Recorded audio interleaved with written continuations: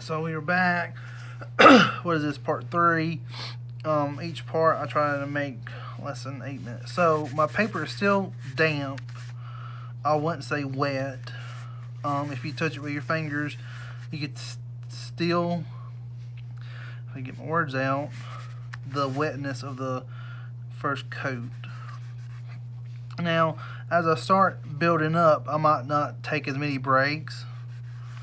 But one good reason, if you want to take to take breaks, is to keep our colors from bleeding into one another. It lets them set a little bit before we move on to the next gray, the darker grays. Alright, so I'm gonna go, let's take a look at my reference sheet that we did earlier. So I did one. But also you can also use one again and do another layer on top of your first layer. So if you feel like, if I'm gonna start working on this part right here, it's gray, it's a little bit darker. So if I feel like number 2 is a little bit too dark for this part, I can just do another layer of 1. Just do another layer on top of my first layer. So don't feel like you have to go 1, 2, 3, 4, 5, 6, 7. You can jump around, or also do the same one again and again to build up that darkness, or the different grays in a certain area. So don't feel like, well, one is done, I should just get rid of it. But if you feel like you can use one again to go on top of the first number 1,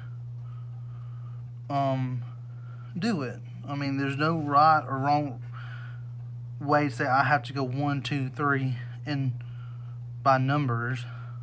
It's not. But this is just gives you a reference of which one to use. Does that make sense? Alright, so I'm gonna do my number 1 gray, the very light gray, again. So on camera you might not get to be able to see the difference in this, but to me it adds another layer of gray that we're not. My number 2, my second gray, might be too dark, too fast. So like I said, it's better to do lighter on top of light than simply going all the way in. You can always add. It's very hard, I mean practically impossible to go from, if you start from this one, which is number 6, which is almost, this is number 7, the black, this is a little bit lighter. So if I decide to start with number 6, I can never go back to number 2 or even number 3. There's no way I can go back from dark to light. So I always say light to dark. Build up slowly, build those layers of color, of grays on top of grays, before you get down to here. Because this number 7 and 6 and even 5, these are the darkest of the darks. If you start down here, you can never get back to your lights. It's impossible. You have to just start all over a new drawing from scratch. Alright. So if you can see my palette, I'm going to start doing stuff. I might talk and tell you what I'm doing, but just keep an eye on my palette. I'll say what number I'm using on my palette. Like I said, your numbers might be different.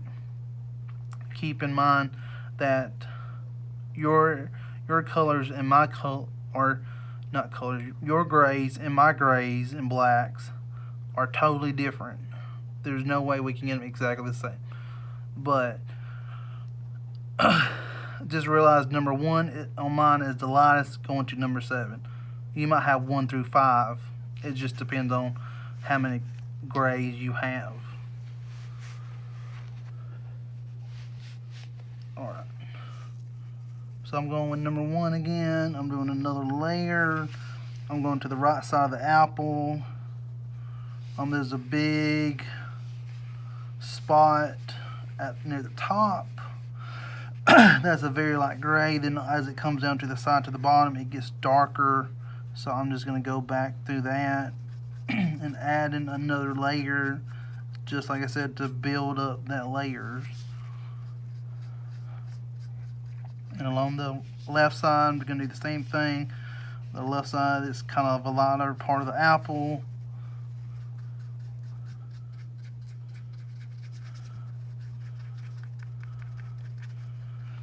Alright.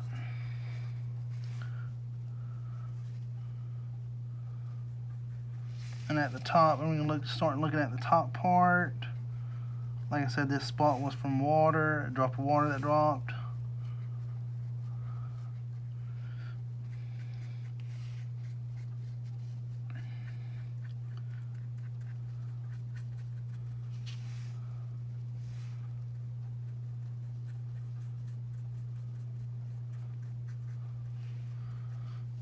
Alright, so I'm gonna let this dry and I'll come back. So you see how my, if you look,